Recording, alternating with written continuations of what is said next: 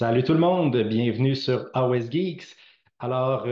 Aujourd'hui même, au moment de tourner cette vidéo, on vient d'avoir la première mise à jour, la première FAQ en V4 de AOS. On en profite donc pour faire notre vidéo retour. On avait été silencieux sur la chaîne ces derniers mois. Silencieux sur la chaîne, mais depuis le lancement de la V4, on a quand même beaucoup joué à AOS. Notre intérêt pour le jeu n'a pas diminué. Dans cette vidéo, on veut vous parler des changements qui viennent de survenir aujourd'hui aux règles à certains coups en point d'armée. Mais avant ça, on veut en profiter aussi pour vous parler un petit peu de nos premières impressions de la V4, maintenant qu'on a eu un 2 mois environ là, pour la tester. Ben Vincent, écoute, je te laisse briser la glace sur tes impressions en V4. Je pense que c'est la meilleure version d'AOS qu'on a eue jusqu'à maintenant. Premièrement, au niveau des règles, elles sont mieux écrites qu'elles l'étaient avant dans la V3. Il y a encore des imprécisions, il y a encore des besoins de clarification ici et là, mais globalement, c'est beaucoup mieux écrit. L'utilisation de keywords, hein, de mots-clés de façon plus systématique fait en sorte que c'est plus agréable de s'y retrouver, c'est plus facile de lire les watch scrolls, plus facile de comprendre les règles. Puis c'est un jeu qui est nettement plus tactique qu'il l'était avant. Avant, on avait quelques habiletés, le redéploy, par exemple, en face de l'autre, Unleash Shell, mais là, on a à chaque phase de l'adversaire la possibilité de jouer, souvent pour un coup en point, un coup en CP. Puis on n'a pas beaucoup de CP, pas beaucoup de ressources à ce niveau-là, mais ça fait un jeu très stratégique où il faut que tu restes alerte à chaque fois, à chaque phase, les tiennes comme celle de l'adversaire pour prendre des bonnes décisions. Donc, vraiment, très, très amusant à jouer la version V4, même si au début, je sais, il y avait des écarts entre certaines armées, il y avait certains irritants peut-être, mais globalement, la mécanique de jeu, le cœur des règles est le meilleur qu'on a eu jusqu'à maintenant, je pense, et de loin. Je suis absolument d'accord avec toi. La profondeur tactique du jeu a augmenté aussi, selon moi, notamment via les tactiques de bataille qui sont plus difficiles à faire et qui sont plus aussi faciles à empêcher. Donc, on doit d'abord les planifier dès notre construction de liste parce qu'elles sont difficiles à faire. Donc, on doit penser notre liste pour être capable de faire les tactiques. Au déploiement, on doit penser nos tactiques au moins des 2 premiers tours pour être bien positionné. Puis, on doit aussi penser comment l'autre pourrait nous enlever nos tactiques de bataille, nous empêcher de les faire par des réactions, puis penser nous-mêmes à se déployer si c'est possible en plus de manière à être en position d'empêcher les tactiques de bataille de l'autre.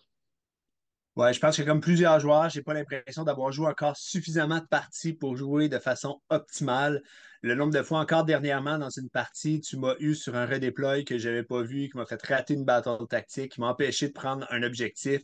Puis il y a des fois où je réalise que moi, j'aurais pu t'empêcher si j'avais juste prévu un peu mieux la fin de mon tour, de me placer de façon à pouvoir faire un redéploy, par exemple, une contre-charge. Le fait qu'il y a seulement quelques tactiques de bataille universelles, puis qu'il y en a deux par grande alliance, ça permet de toutes les connaître. Contrairement à avant, où il y en avait plusieurs dans chaque livre, ce qui faisait en sorte que c'était à peu près impossible, à moins d'être un joueur vraiment de très très haut niveau qui connaît toutes les armées par cœur. C'était impossible de toutes les connaître, c'était donc impossible de les contrer parce que l'adversaire sortait une battle tactique que tu connaissais pas. Mais là, présentement, on a un nombre limité. On peut connaître toutes les battles tactiques, on peut savoir l'adversaire, voici les options qui s'offrent à lui. Ben là, je sais que celle-là ne se font pas le prochain tour. Il va lui rester cette option-là, cette option-là. Fait que je peux me placer de façon à ce que s'il gagne le tour puis qu'il le prend, il sera pas capable ou ça va être difficile pour lui de faire ses tactiques de bataille. Fait que là, je pense qu'on vient de rajouter une couche où les bons joueurs vont pouvoir se démarquer encore plus en étant capables d'anticiper ce que l'adversaire va vouloir faire comme tactique de bataille, notamment. Donc, j'ai hâte d'être rendu à ce niveau-là, mais je manque encore d'expérience. Je fais encore des erreurs où je prévois pas bien mes tours parce que on peut mieux prévoir nos tours maintenant. Puis ça, ben, ça va être avec la pratique. J'espère arriver à ce niveau-là. Oui, la profondeur du jeu, la profondeur tactique accrue fait en sorte que ça va prendre beaucoup de temps avant de pleinement exploiter les règles et les options et nos propres armées aussi.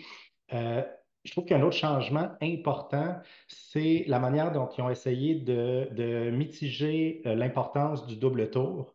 Je pense qu'on peut convenir ensemble que le double tour est aussi létal qu'il était. Donc, il y a des situations où le double tour 1-2, mais surtout le fameux double tour 2-3 va souvent permettre d'asséner là, un coup fatal à l'adversaire dont il ne se relèvera pas. Mais il y a un effet pervers, en fait, de la mécanique qu'ils ont mis en place pour tenter de mitiger justement l'effet du double tour, qui est de ne pas pouvoir faire de tactique de bataille lorsqu'on choisit de prendre le double tour. Euh, un effet pervers de ça qu'on a remarqué dans quelques parties qu'on a jouées, c'est lorsque on prend du retard dans les points, un joueur prend du retard dans les points après 2 tours, il se retrouve un peu coincé. Normalement, en V3, quand on accusait un retard, on se disait ben, peut-être qu'avec un double tour, 2-3 ou 3-4, je vais réussir à revenir dans la partie. Alors là, ça nous est arrivé tous les deux, à un moment ou à un autre, on est en retard, on aurait eu besoin d'un double tour pour revenir dans la partie, mais prendre le double tour implique de sacrifier d'emblée 4 points, puis à ce moment-là, on perd notre capacité à remonter dans les points. Fait que soit que je prends le double tour, puis là, j'affaiblis mon adversaire, mais je me prive de 4 points, fait que je ne serai pas capable de combler l'écart. Fait qu'à un moment donné, on est littéralement coincé mathématiquement par cette mesure-là.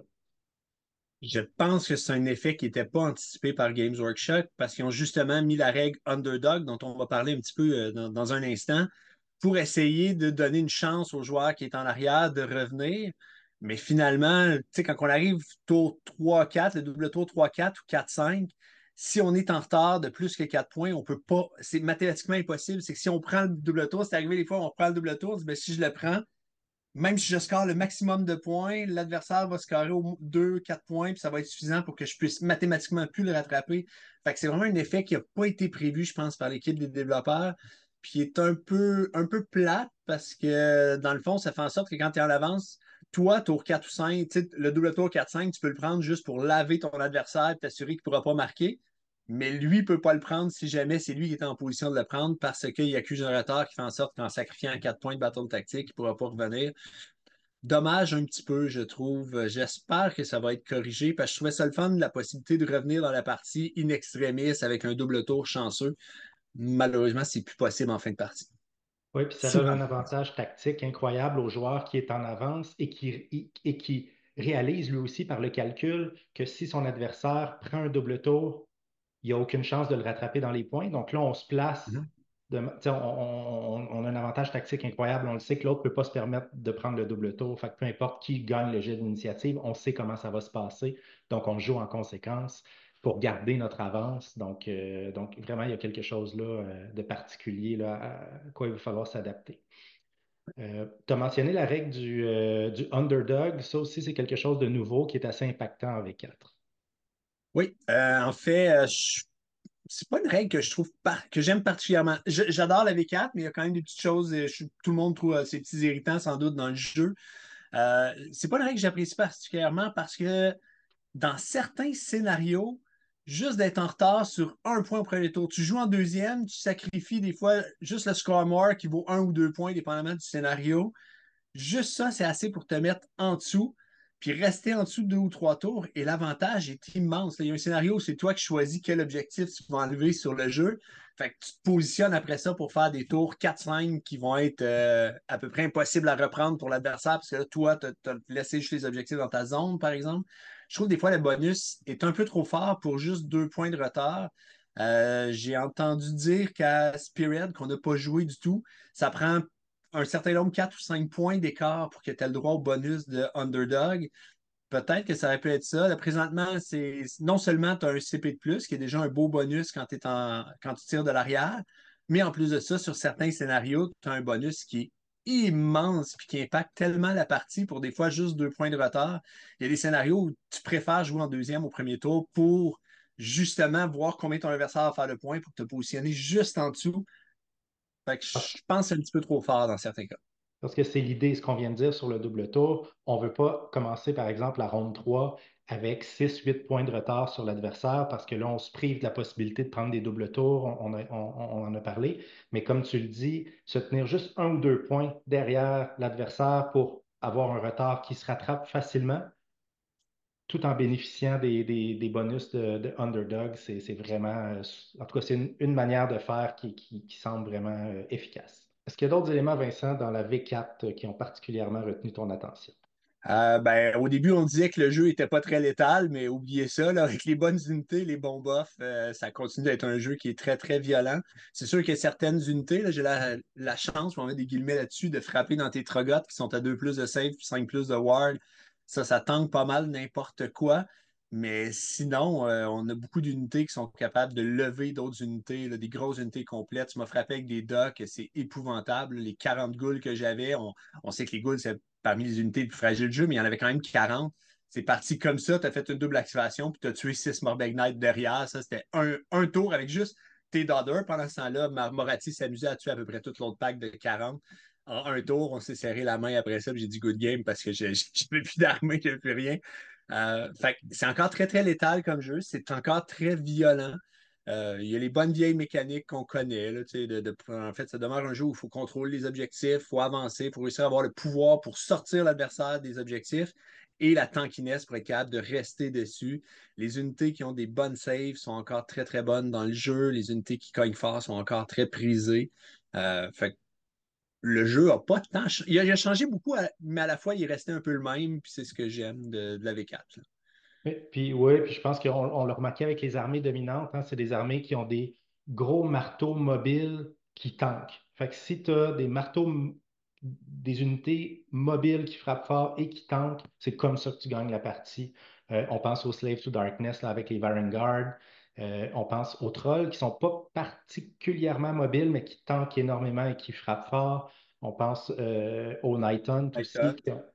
tout ça, les gloutons aussi qui frappent fort, qui tankent au PV, qui ont quand même une bonne mobilité aussi. Donc, c'est un peu une caractéristique. Au-delà de tous les petits tricks qu'on peut faire, puis tout ça, il y a vraiment l'efficacité de tes unités qui demeure un déterminant important de la force de l'armée. Là. D'ailleurs, il y avait des armées qui étaient un petit peu trop fortes. On l'a tous et toutes constaté, notamment les Nighton, qui étaient les grands méchants du jeu. Et enfin, aujourd'hui, on a eu un premier ajustement pour essayer de rebalancer un petit peu tout ça. Games Workshop a été prudent, mais ils ont quand même été efficaces dans certains changements qu'ils ont fait.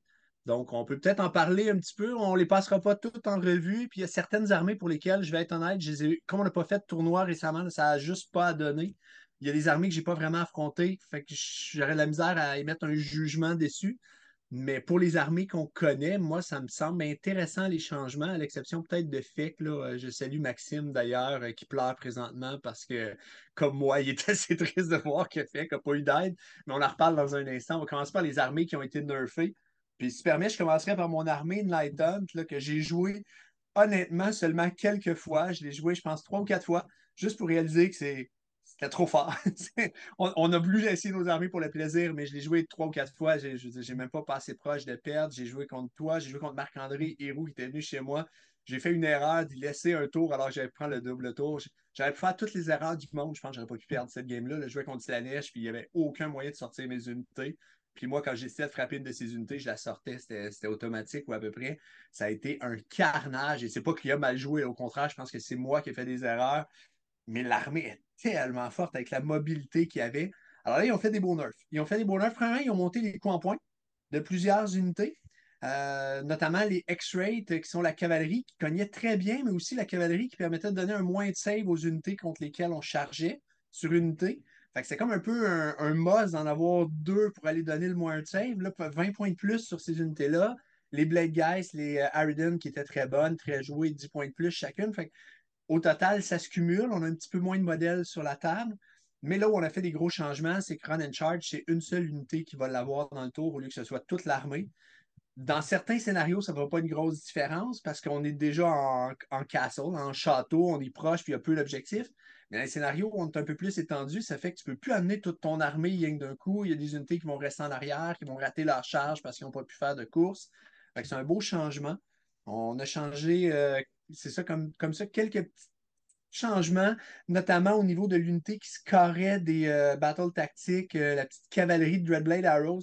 On dit que les unités, bon, c'est bon, des unités efficaces, mais Night Hunt avait des unités très efficaces, plus cette petite unité-là qu'on pouvait téléporter, puis autour de l'adversaire, la retéléporter. Fait qu'on pouvait juste la mettre sur les côtés, aller faire le take de flank sans téléporter, puisqu'on n'a pas le droit de téléporter pour cette battle tactique-là.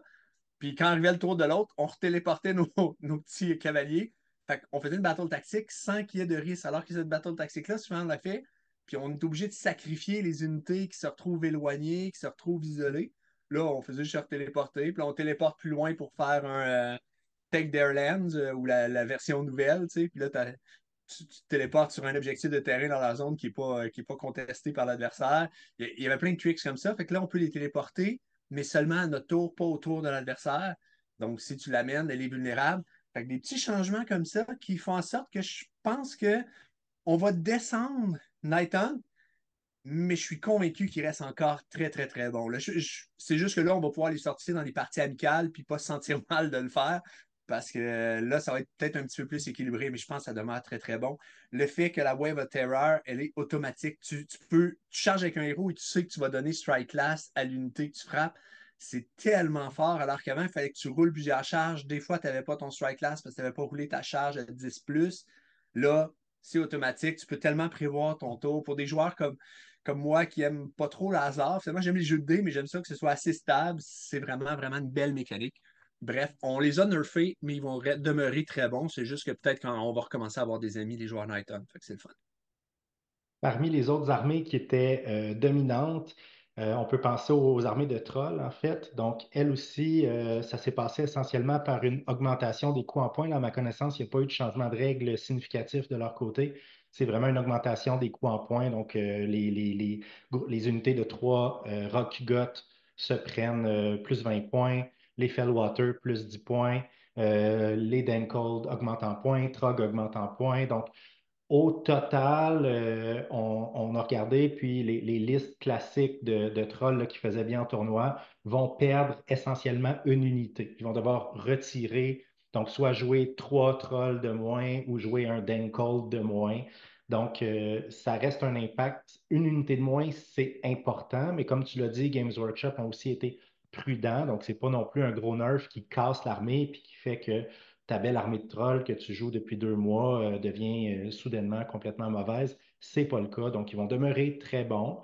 Ça reste une armée aussi qui était bonne, mais qui n'était pas aussi oppressive que les Night Hunt.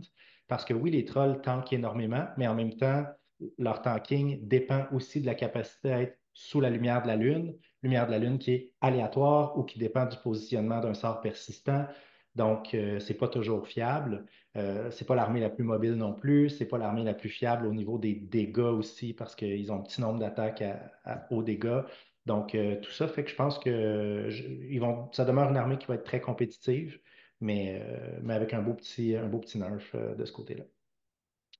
Ouais, en fait, plus avoir affronté les trolls, je pense perdre l'unité, tu as raison. Tu sais, c'est quand même des points de vie de moins sur la table, c'est des attaques de moins qu'on va subir, c'est un objectif peut-être de moins qu'on va réussir à contrôler dans la partie, ça fait une différence. Je pense qu'il y a certaines armées quand même, des armées qui n'ont pas de punch vraiment, vont continuer à avoir de la difficulté contre les Troggoth. Mais les armées qui réussissent à s'en tirer, mais avec difficulté, là, finalement, ça va leur donner une chance peut-être d'avoir un combat plus égal. Assurément. Une autre armée qui faisait très bien, c'était les ogres, mais en version évidemment Godbusters parce que les gloutons étaient simplement pas assez chers en points pour leur nombre de points de vie, leurs dégâts et tout ça. Donc là, on a eu une augmentation quand même non négligeable des gloutons. Les 2 sorciers aussi, le boucher et le slaughtermaster, ont augmenté de 10 points chacun aussi. Donc, encore là, on va être obligé de modifier un peu la liste, retrancher une unité probablement dans cette armée-là, dans cette liste-là. Donc, encore une fois, pas vraiment de changement de règles. Bon, petit ajustement de règles là, sur le fonctionnement d'une des pièces de terrain, mais c'était juste pour corriger une erreur là, où on pouvait se servir de la pièce de terrain pour déplacer le boucher beaucoup en le faisant entrer et sortir le même tour Mhm. dans la pièce de terrain. C'est plus possible. Euh, mais donc, c'est une armée qui va demeurer extrêmement compétitive, je pense, mais qui avait besoin d'un petit nerf. Ils l'ont eu, un nerf prudent, mais quand même conséquent aussi. On va espérer que ça aide la balance interne parce que tout le monde avait regardé ça, puis je t'ai posé la question, mais pourquoi tu fais pas juste jouer des gloutons? Tu fais juste mettre ta liste, mets ça le plus que tu peux, puis c'est ça qui est efficace. Tu te dis, ben, j'en ai pas plus que ça. Mais tu sais, c'est ça, il y avait des armées. Il y a des armées qui ont un petit débalancement interne qui faisait que, ben, dans le fond, la seule bonne armée, ben, pas la seule bonne armée, mais la meilleure armée, c'était juste un spam monstrueux d'une unité. Je pense qu'ils ont fait des petits ajustements de points dans la plupart des armées pour essayer de corriger là, cette tentation-là qu'on pouvait avoir de spammer une unité.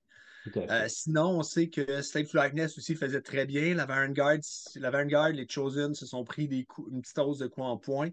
Puis d'autres unités aussi. Slave to Darkness, il n'y a pas beaucoup d'unités sur le jeu. Fait que si tu perds une unité, là, même si tu continues, la Vanguard cogne de façon monstrueuse, mais si tu perds une unité pour contrôler un objectif, à un moment donné, sur les scénarios à 6 objectifs, ça peut commencer à être plus difficile. Fait que ça pourrait paraître. Puis Luminette aussi se sont pris, parce que Luminette aussi, c'est un petit peu oppressif, ils se sont pris deux nerfs, en fait. Un nerf indirect qui est intéressant. Ils ont limité la portée de l'habilité de la Honor Guard qui permet de gagner plus un to hit, plus un to wound. Bon, ben, les joueurs Luminette, puis tous les joueurs qui ont des unités de tir, ce qu'ils faisaient, c'est qu'ils prenaient leur Honor Guard, ça devenait leur unité de tir. Et cette unité-là gagnait plus un to hit, plus un to wound, mais là, tu fais des blessures à 18 pouces, même un peu plus avec ton déplacement, avec un plus un to hit, plus un to wound, ça devenait un peu oppressant dans le méta. Là, on peut juste tirer à 12 pouces. Il faut que l'unité ennemie qu'on cible soit le général, soit sa Honor Guard. Ça peut plus juste être des unités de son régiment. Fait que ça limite encore plus l'efficacité parce qu'il y a moins de cibles sur la table contre qui le plus un tweet, plus un tweet wound va s'appliquer. Puis c'est à 12 pouces seulement. Donc tes unités de tir peuvent encore être ton unité Honor Guard puis bénéficier de cette règle-là, cible prioritaire. Mais c'est juste l'adversaire est rendu à 12 pouces quand ça va se produire. Donc, c'est un petit nerf, mais qui est intéressant, je trouve, comme nerf.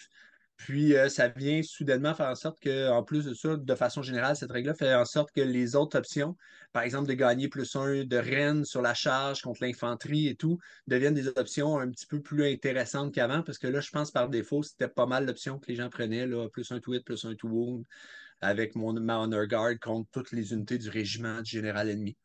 Donc, voilà, fait que Luminette s'est pris ce nerf-là, ça va les impacter beaucoup. Il y a d'autres petits nerfs, notamment Shining Company. Si tu as chargé, tu perds ton moins un to hit, là, tu perds ton bonus, qui est un genre de bonus de formation qui fait en sorte qu'ils sont à moins un to hit. Puis là, ils viennent de perdre ça sur la charge. Je suis pas ça fait une différence, c'est sûr, là, parce que tu as trois unités qui activent. Là. Eux, il y en a deux qui vont activer en premier, puis la troisième va activer après. Ben, elle ne sera pas à moins un to hit, fait que ça va être plus vulnérable. Elle va perdre plus de modèles, elle va frapper moins fort. Fait que tous ces petits nerfs-là combinés, puis ils ont indiqué que les Hurricanes, les tireurs sur kangourou aussi là, sont dans leur mire parce qu'ils savent que c'est une unité qui pose problème. Tout ça ensemble, Luminette va peut-être redescendre juste un petit peu, mais en même temps, avec Nighton qui devient moins fort, avec les Trogottes qui sont moins forts et tout, ça va jouer dans le haut. Là. Il y a peut-être une nouvelle armée qui va sortir et qui va dire ben là, maintenant que Nighton est juste descendu assez, oups, ça devient cette une armée-là qui est oppressante pour le méta. J'ai hâte de voir là, comment ça va se développer. Je pense pas qu'on va voir un changement majeur du méta. Les armées qui étaient dans le bas, je pense pas qu'elles vont soudainement venir dans le top méta et tout ça. Là. Ça va jouer entre les armées du haut, ça va se replacer, les armées du bas vont se replacer un petit peu. Puis ça va être grosso modo, je pense que c'est ce qu'on va voir. Là. D'ailleurs, une des armées qui était dans le bas du méta, ce sont les Flesh Eater Courts. Et je pense que le taux de victoire là, rapporté par Honest Wargamer était de 38 ou 39%. Ça n'ira pas en augmentant. Non, mais ça a été ma déception. Globalement, j'ai vu les changements de coin en point. Bon, je suis en train d'assembler des Black Knight convertis pour mes Soul Blight, puis je suis un peu triste parce que là, ils ont eu 20 points de plus par unité, puis là, ma liste ne fonctionne plus. Fait que finalement, c'est beaucoup de travail pour deux unités au lieu de trois que je vais avoir besoin peut-être.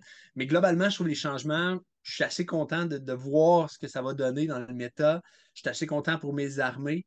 Mais Flesh Eater Court, celle-là, je ne l'ai pas compris. Là. Présentement, je joue beaucoup sur le Blight puis Flesh Eater. J'alterne entre les deux. J'adore jouer les Flesh Eater Court. Je salue Robin d'ailleurs qui m'a peint plusieurs de mes modèles. Tout ça, là, c'est une de mes deux armées de cœur en ce moment. Elle est fun à jouer. Sauf qu'elle est tellement fragile. Puis dès que les héros meurent, ça s'écroule. On n'a plus la récursion. On perd tout à peu près. Quand on perd les héros, on perd plus une attaque, on perd la récursion. Fait que dès que l'adversaire a un double tour, il réussit à tuer nos écrans. Je parlais de la game contre Daughter of Cain.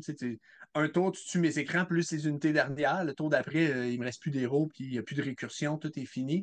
Fait que c'est une armée qui est fragile, qui peut cogner fort, qui est le fun à jouer, mais elle a besoin d'un petit coup de main. Là. Je sais pas si c'est quoi que ça y prenait. Peut-être une règle qui fait que c'est plus facile d'aller chercher nos 6 deal points. On a perdu Rousing Oration. À cette heure, c'est sur un héros, puis ce héros-là s'est pris un up, comme si on avait besoin d'un nerf dans l'armée.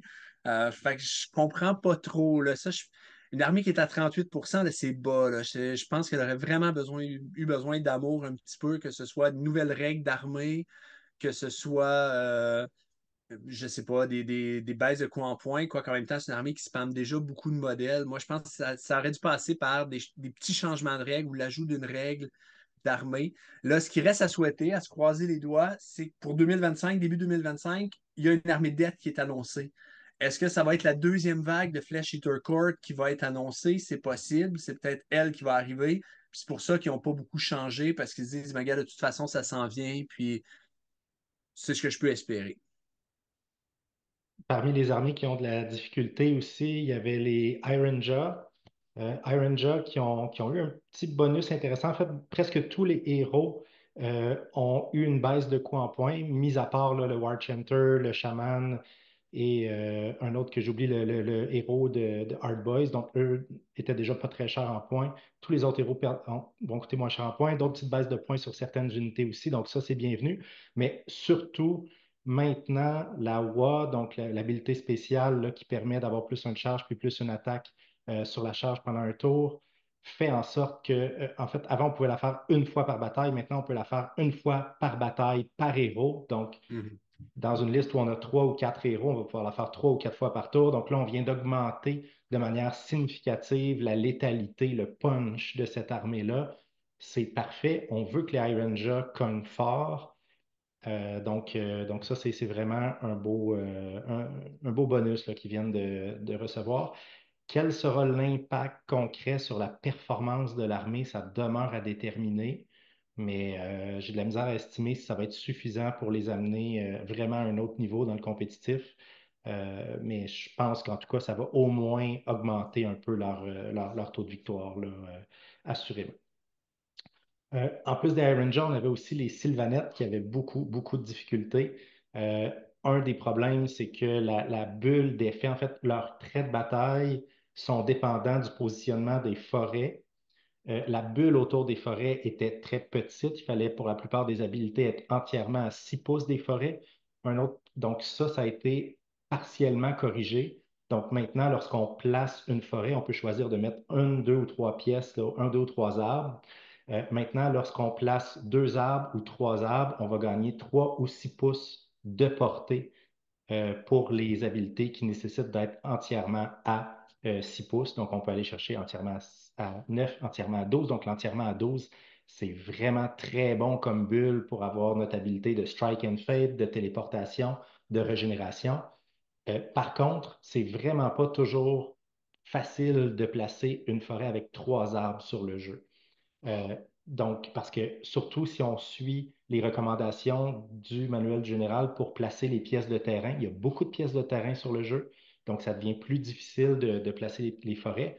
Là, les règles des forêts sont moins restrictives. Maintenant, on doit les placer à un pouce des autres pièces de terrain objectifs et unités. Donc, ça nous donne un peu plus d'espace pour les placer, mais ça reste assez serré, donc on ne pourra pas toujours là, placer une forêt à trois arbres. L'autre point négatif aussi, c'est que quand on place une forêt, on s'en est vite rendu compte, les joueurs sylvanettes, on donne une cible de charge à l'adversaire. L'adversaire peut charger nos forêts. Donc, le risque, c'est toujours d'augmenter la mobilité de notre adversaire en lui donnant des points sur le champ de bataille qu'il peut charger. Donc, ça, c'est un autre aspect négatif. Donc, je pense que les sylvanettes vont continuer à avoir de la difficulté. Je ne pense pas que ce soit ils vont continuer à avoir de la difficulté parce que le problème demeure. Donc, leur capacité à utiliser leur trait de bataille dépend du positionnement de forêt. Je rappelle que les forêts, outre la première qu'on a gratuitement, par la suite, il faut lancer un sort pour placer des forêts. Donc, c'est conditionnel à ce qu'on ait un sorcier, que le sorcier réussisse à lancer le sort, que l'adversaire ne le dissipe pas. Donc, une armée qui ne peut pas se fier sur ses traits de bataille, c'est une armée qui va avoir de la difficulté.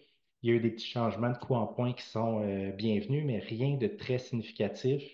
Même Beltanos, qui est auto-include, a augmenté de 20 points. Petit changement aussi sur l'habilité d'Alariel lorsqu'elle ramène des unités. quand c'est un monstre, il y a 6 blessures d'allouées plutôt que 8, mais c'est complètement anecdotique comme changement. Donc, je ne suis pas particulièrement enthousiaste là, face au changement Sylvanette. Un dernier changement, par exemple, qui est important, c'est que maintenant, le Vengeful Skullroot, donc un des sorts persistants Sylvanette, agit comme une forêt, lui aussi. Donc c'est une source de plus de forêt, mais encore une fois, c'est un sort qu'il faut réussir à lancer, qui ne doit pas être dissipé, qui peut être chargé ou détruit par l'adversaire. Donc ça, c'est un, c'est excellent parce que c'est une forêt qui se déplace, mais en même temps, ça peut être dissipé. Donc, encore une fois, nos traits de bataille ne sont pas fiables. Donc, ça, c'est un petit peu dommage. Rapidement, peut-être un petit commentaire sur une armée qui performe somme toute bien, mais dont tout le monde a été déçu à la sortie. Slanesh avec son trait de bataille qui était monstrueusement mauvais, en fait plus utile pour l'adversaire que pour le joueur Slanesh dans bien des cas. Là, ils l'ont corrigé un petit peu, puis j'aime vraiment ce qu'ils ont fait. En fait, c'est que maintenant, quand tu donnes un dé de tentation, puis là, je trouve le caractère de Slanesh ici qui ressort. L'adversaire peut prendre le dé de tentation pour essayer d'avoir un 6, mais sur un ou deux, il doit rouler un dé, puis sur un ou deux, il subit des 3 mortels. Ça, c'est comme avant. Sauf que sur un ou deux, maintenant, il n'y a pas le 6, il y a juste un ou deux sur son jet, donc C'est son ça. jet est raté. J'avais fait les calculs avant, si on attaquait, mettons, avec un Keeper of Secret, puis qu'on considère qu'on lui a donné le bonus pour avoir Run and Charge, puis l'Explosive 6, puis que l'adversaire prend un des jets pour faire une sauvegarde contre une des attaques du Keeper. Dans la version avant, c'était moins avantageux de donner le bonus à notre Keeper, considérant le bonus qu'on donnait à l'adversaire. Là, juste le fait qu'il y a une chance sur trois qu'il rate son jet et qu'en plus, il se prenne des 3 blessures mortelles, ça redevient avantageux de donner le bonus en termes de létalité sur le Keeper. Puis en plus de ça, on lui a donné un run and charge. L'adversaire qui prend sa run aussi peut rater son jet. Il y a une chance sur deux de rater, une chance sur trois de rater son jet, de faire juste un ou deux. Fait que je trouve que c'est un beau changement. C'est pas énorme, mais au moins ça rend l'habileté de l'allégeance intéressante. Il y a une décision à prendre de la part du joueur du joueur Slanesh qui va utiliser l'habilité euphorique, mais de la part du joueur aussi qui va vouloir utiliser le dé de tentation. Il y a maintenant un risque réel pour aucun gain finalement. On peut se prendre une blessure mortelle sans avoir de gain si on roule le dé. Donc, intéressant. C'est intéressant. Je suis juste content. Ça fait que demain, on joue toi et moi, puis ça va être Slanesh qui va être sur la table, puis je vais enfin pouvoir les tester en V4. Sinon, ben, il faut parler de Kragnos qui a baissé de 100 points, mais qui ne peut plus utiliser son habilité de charge à 3d6 en phase de charge adverse, donc en réaction. Donc, mais je pense qu'on va un petit peu plus voir Kragnos sur le jeu, peut-être parce que là, à 100 points de moins, là, il est beaucoup plus facile à entrer dans une liste. Sinon, quelques factions qui ont subi, qui avaient de la difficulté, puis qui ont eu des baisses des coûts en points assez généralisées à travers l'armée. On a Caradron. On a Idonet Deepkin, on a Nurgle et je pense aussi Korn, si ma mémoire est bonne. Donc, Korn peut-être un peu moins. Donc, c'est des factions qui n'ont pas eu, à ma connaissance, de changement de règles significatif, mais ce ne sont pas des armées que je joue, donc je peux oublier des choses importantes. Vous le direz en commentaire si jamais c'est le cas. Mais en tout cas, ils ont subi des baisses de points importantes là, à travers toute leur War Scroll. Sinon, Vincent, peut-être avant de terminer, un dernier changement important, les Endless Spells, les sorts persistants, enfin, c'est réglé. Ben, c'est réglé. Pas complètement, mais c'est un changement à la bonne direction. On trouvait ça un petit peu fatigant qu'il y en ait tellement sur le jeu. Alors là, quand l'adversaire réussit à en mettre beaucoup sur le jeu, on a maintenant un +1 pour les dissiper pour chaque endless spell supplémentaire à celui qu'on essaie de dissiper. Il y a une partie qu'on a jouée, je pense qu'on en a mis 3 ou 4. Tu as réussi à tout mettre la Morbid Conjuration au tour 1 ou à peu près. J'ai été poigné avec ça toute la game parce que là, tu peux juste en dissiper un par tour. C'est difficile. Ou tu peux essayer. Bref, très, très difficile. J'ai été pogné avec. On va voir moins ça parce que là, quand on va dissiper, quand l'adversaire en a 4 sur le jeu, on a un +3. Fait qu'il y a des bonnes chances qu'on réussisse à sortir au moins un de l'espèce. Bon. Il ne peut plus Ensuite être de relancé. ça, il n'y a plus de. Le Wild Farm a été enlevé pour 2 des spells. Donc, quand on va vouloir enlever le Purple Sun ou les Nashinja, ça va s'enlever Ravnak d'un coup. Donc, ça, c'est des beaux changements qui vont dans la bonne direction et on ne peut pas enlever un Endless Spell à notre tour puis le remettre tout de suite. Fait que plein de petits changements qui ne changent pas significativement le jeu, mais qui vont vraiment dans la bonne direction, qui, à mon avis, vont faire une différence sur la table, sur la façon de jouer la V4. Bref, on aime beaucoup la V4, on aime beaucoup la FAQ, on a énormément de plaisir. Si vous êtes content de nous voir revenir sur la chaîne avec une nouvelle vidéo, n'hésitez pas à commenter ou à nous laisser un petit pouce en l'air. Et sur ce, bon wargaming!